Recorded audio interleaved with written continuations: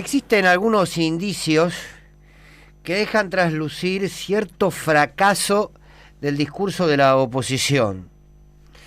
La derecha salvaje, golpista, que buscó desde el primer día del gobierno de Alberto Fernández desestabilizar su gestión, se está quedando de a poquito sin relato.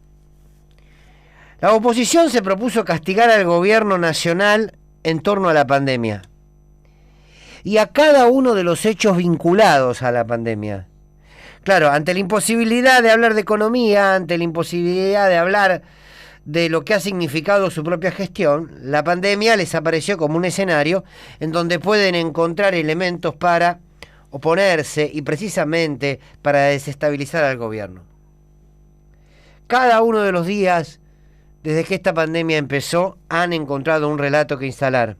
Primero fue bajarle el precio al COVID y decir casi que era un intento del gobierno por construir una sociedad más autoritaria. En ese sentido instalaron en algún sector de la sociedad que la cuarentena no era otra cosa que la medida de un autoritario para recortar libertades. Más tarde fueron construyendo desde los medios de comunicación al sujeto anticuarentena, en defensa de la República, en defensa nuevamente de la libertad. Más tarde, cuando se le cayó el discurso del gobierno dictatorial y autoritario, hablaron de infectadura.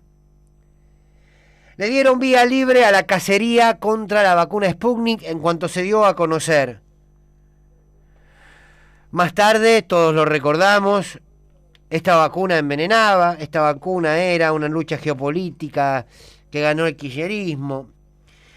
Cuando la vacuna Sputnik dejó de ser discusión para el mundo, entonces empezaron con que las vacunas no llegan.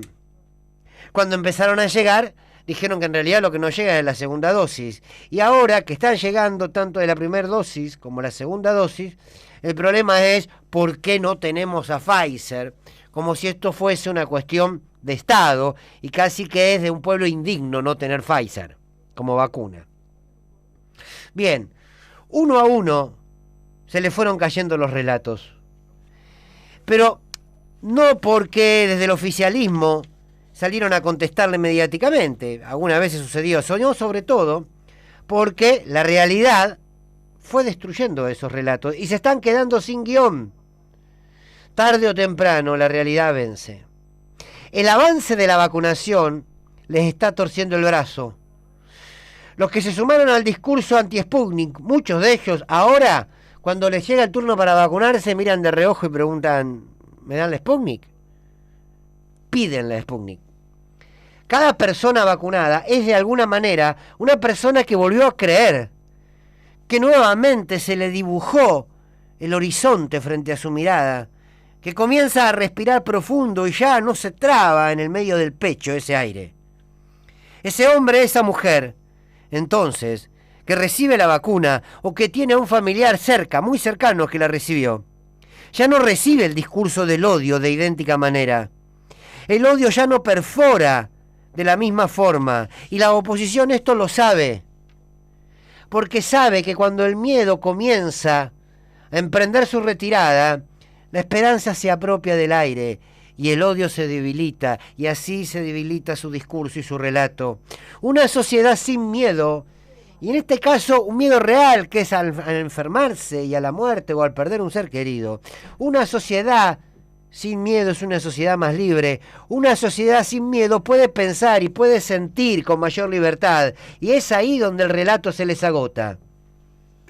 Ellos son conscientes que cuanto más argentinos y argentinas estén vacunados y cuanto más paso se dé a esa normalidad, entre comillas, ahí la economía va a crecer.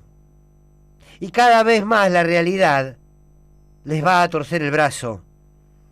Es tiempo entonces, en medio de este escenario que es de debilidad política de la oposición, por eso salen todos los días a inventar algo que se les cae en 24 horas, es una debilidad. Es tiempo entonces de una gran campaña comunicacional del gobierno nacional, que debe ser una aplanadora de la esperanza en todos los santos medios de la Argentina. Hablando no solamente de la gestión del Estado, sino de la Argentina que se viene. Es un momento de la propuesta, es un momento de a esta acción clara y evidente, a esta esperanza que empieza a multiplicarse más allá del dolor, de los contagios que continúan y de la muerte que continúan, hay que empezar a prepararse frente a una Argentina que, si Dios quiere, pronto vendrá. Insisto, la oposición se queda sin guión. Es hora entonces que tome la pluma y la palabra el gobierno nacional para volver a recuperar esa esperanza que antes de la pandemia todos y todas teníamos.